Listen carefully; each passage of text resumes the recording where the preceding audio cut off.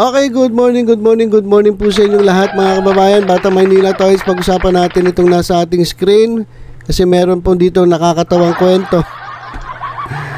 Etong Facebook page na Paloma Spolarium. Itong Facebook page na ito mga kababayan ay malamang ginawa ng mga tape EB defenders. Ang duda ko rito mga kababayan, ang gumawa nito si Best Pills Kasi siya yung mahilig siya maggagawa ng mga editing. So malamang siya may kagagawa nito.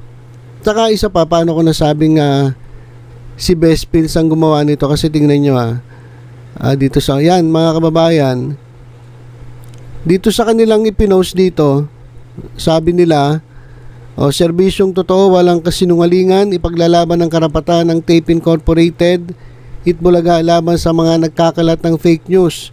Sila nga itong nagkakalat ng fake news. So, paano ko nasabing si Best Pills o kaya si Procnoy? Kasi, tingnan nyo mga kababayan, etong si Ted EB Defender, galit yan dito kay Best Pills. At talagang hayagan na sinasabi ni Ted na hindi affiliated sa kanila etong si Best Pills. Kasi ito si Best Pills, puro fake news yan Post ng post, tapos pag medyo tinopak, buburahin. Tapos pag medyo nakainom na ng gamot at medyo bumalik yung katinuan, ibinabalik. So hindi magkasundo yan si Ted at itong si Best Pills. So imposible na ito ay ginawa ni Ted.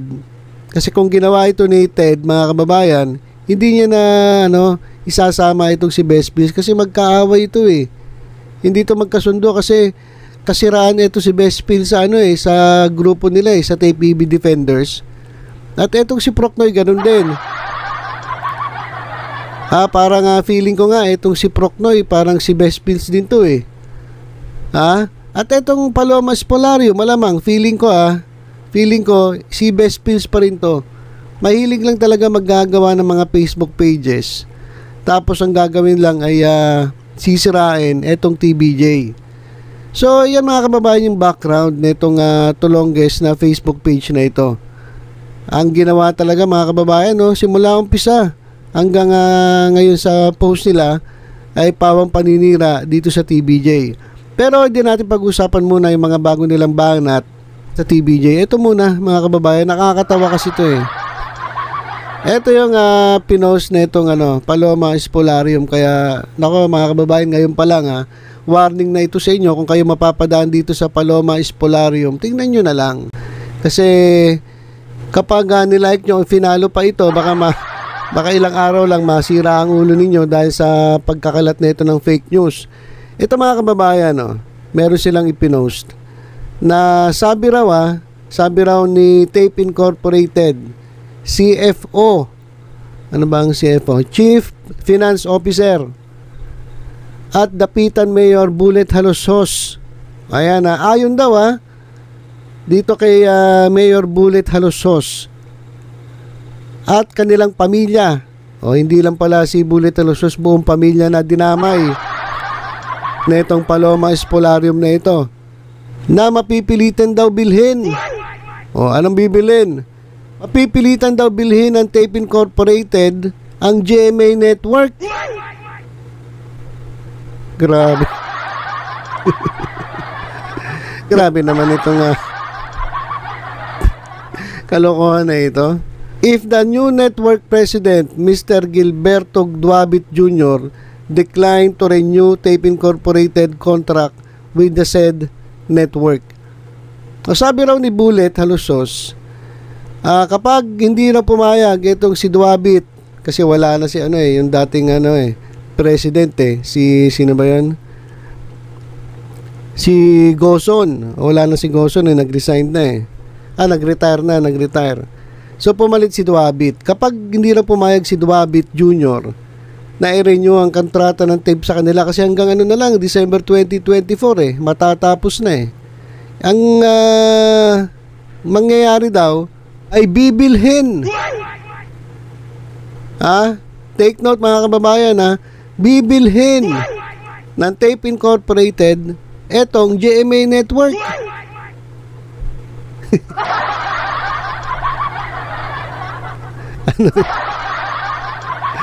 Ano ba naman itong balitang ito?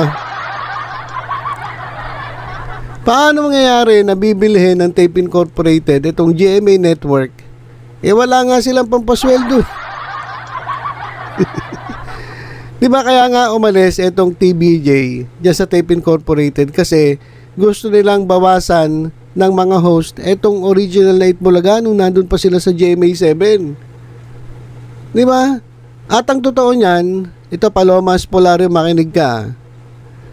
Nung sinasabihan na itong TBJ na magbabawas na ng mga host, o dahil nga hindi na kayang pasweldohin ng Tape Incorporated itong mga host at ilan sa mga staff ng ng Itbulaga nung nandun pa ang TBJ, ay nagkaroon ng usapan between Tape at TBJ. Sabi ng TBJ, kaysa sila ang bawasan ninyo ng sweldo, sabi ng TBJ, kami na lang ang bawasan ninyo. Imbis na tanggalin ninyo itong mga maliliit na host at ilan sa mga staff, kami na lang ang bawasan nyo ng sweldo at i-spread ninyo dun sa mga sweldo nila para hindi na kailangang magtanggal ng tao. So ganun kahirap itong Tape Incorporated. Umabot sa punto na hindi na nila napapasweldo itong mga ilan sa mga host ng ng Itbulaga. Alam nyo ba, o ikaw Palomas Polario, makinig ka. Milyon-milyon ang nawala sa sweldo ng TBJ para lang ibigay dun sa mga o idagdag dun sa sweldo ng gusto tanggalin ng Tape Incorporated.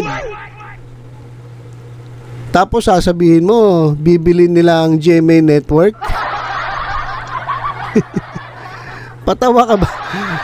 Ito talaga mga kababayan, sabi ko sa inyo, eto mga Tape EB Defender, eto mga tulongges na naninira dito sa TBJ. Hindi mo alam kung kung may mga utak ba ito. O ang ginagamit ay imbis na bumbunan yung paa ginagamit para mag-isip. Hindi man lang iniisip yung mga pinagsasabi bago mag-post. Pero inyo, sabi raw bibilin daw ng Tape Incorporated ang GMA Network. Ano yun? Kung titingnan ninyo itong Tape Incorporated, matagal na itong nakikisakay dito sa GMA. Pumasok sila dito sa GMA para may palabas yung kanilang mga programa. Kung talagang mapipera sila, di dapat gumawa sila ng sarili nilang network. Kaso hindi nga nila kaya Kaya nga nakikiride on lang sila dito sa GMA. Tapos sasabihin itong Spolarium na to, na bibilin daw ng Tape Incorporated itong GMA Network. Anong katarantado pinagsasabi nyo? Ito raw ang sabi ng mga lusos. Meron naman daw silang pera. Kung magkano kailangan nyo, bibili namin yung GMA Network na yan.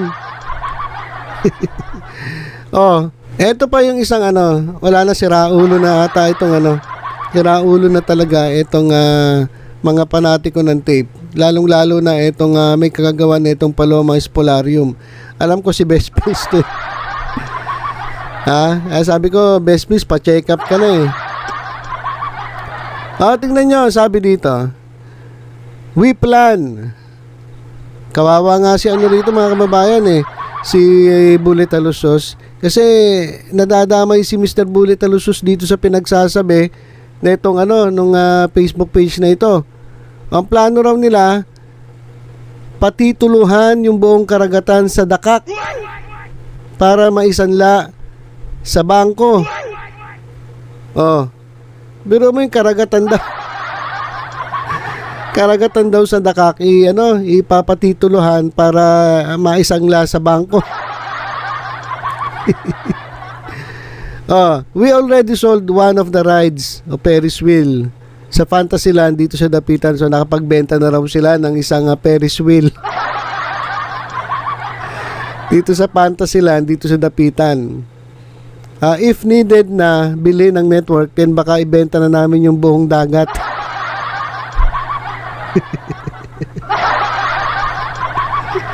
Walang talaga Palomas Polarium na to.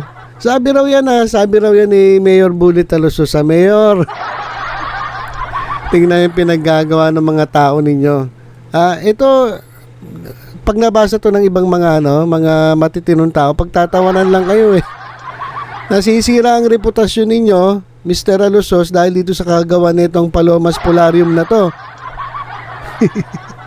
Biruin nyo, paggagawa nyo raw ng titulo yung karagatan sa Dakak, tapos isasanglanin nyo sa bangko, bebenta nyo yung mga Ferris wheel dyan sa Dapitan para lang bilhin itong GMA Network kapag hindi na kayo pinayagan na mag-renew. Tingnan nyo yung mga naisip ng tao ninyo. Ito raw kasing Lusos family ay nagmamay-ari ng Fantasyland dyan sa Dapitan at Dakak Beach Resort. Kaya yung dagat daw, pagagawan daw ng titulo at ibebenta. Ay, isasangla pala sa bangko para gamitin para mabili itong GMA Network. Nako, GMA, delikado pala kayo. So ngayon baligtad na, hindi na tape ang delikado kundi itong GMA kasi bibilhin daw ng tape. Ito, the family recently sold the Ferris wheel of their Fantasyland amusement in a local junk shop. Ano ba to? Wala itong panay kalokohan na to. Pero yung masabi raw, ito raw pamilyang Alusos, mga kababayan, binenta raw itong Ferris wheel diyan sa Fantasyland amusement na pag-aari ng mga Alusos, binenta raw sa junk shop para raw magamit ni Congressman o dating Congressman Romeo Alusos Jr. yung kanyang appeal sa COMELEC. Binenta raw sa junk shop.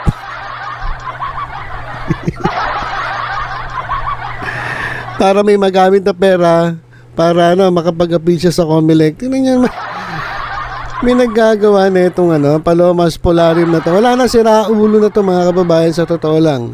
Sa totoo lang, wag na po kayo maniniwala dito. Papatituluan daw yung buong karagatan sa Dakak para maisanla kung kinakailangan naming bilhin ng GMA. Ayun yung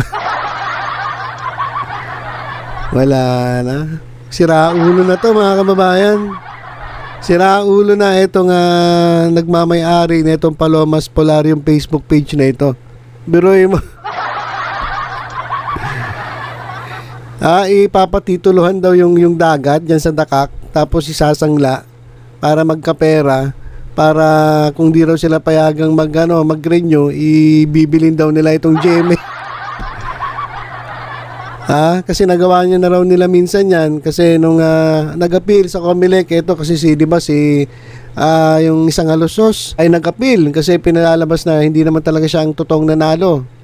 Ang ginawa pala nito, binenta yung mga Ferris wheel yan sa kanilang pag-aari sa Fantasyland dyan sa Dapitan, binenta sa junk shop para magkapera. Yun, yung ginamit niya sa kanyang pag-apila, pero talo pa rin. So malas yung Ferris wheel na. So yun, mga kababayan, yung post na itong Tulonges na Palomas Polarium. Marami pa, mga kababayan Pag-usapan nga natin isa-isa mamaya itong mga kalokohan nila dito.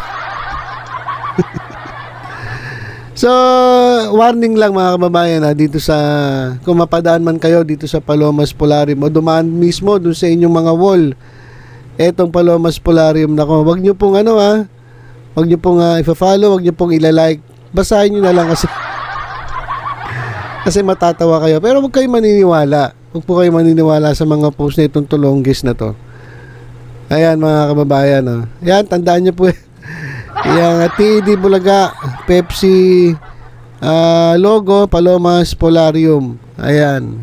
So, ilan po muna, mga kababayan. Tutok-tutok lang sa Batang Maynila to. Sa iba pang updates, ingat po tayong lahat.